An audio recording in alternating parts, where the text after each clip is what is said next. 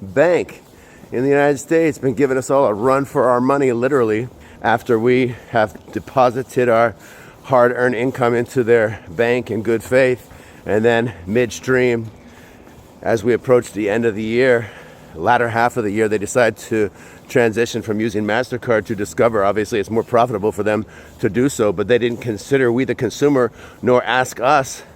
as to how we felt about the matter. And now a lot of us can't even use the new cards that we have been sent, or the old card once it's deactivated, which is causing a lot of hardship and heartache and pain for people as we approach the holidays, Christmas and the New Year. I know myself, because I spent over 8 hours yesterday trying to simply buy a plane ticket on Expedia and also on Booking.com, neither of which worked for the Capital One old and new card. Then I had to get on the phone, talk to multiple reps, escalate, talk to supervisors, and finally, after telling them I'm filing complaints with the Better Business Bureau and the United States Federal Trade Commission, they finally took me seriously and proceeded to do whatever they needed to do to make it happen. But it's interesting that when I talked to the supervisor, he said, "Oh, we'll take note of your feedback and we'll send an internal memo to our administrative executive departments to have them contact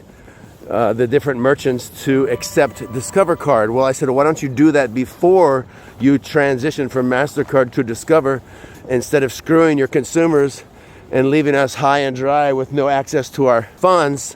which we have deposited in your bank in good faith. Maybe you should have done that on the front end rather than on the back end, while freezing our accounts and holding our money. But ultimately, that's what banks are about. They want to hold your cash and go on vacation as the CEOs and executives enjoy their holiday, and thereby rack up interest off of the money that you have put in their account as they invest it elsewhere and profit and exponentially increase from your hard-earned income. So something to think about Capital One, and I hope people at Capital One are listening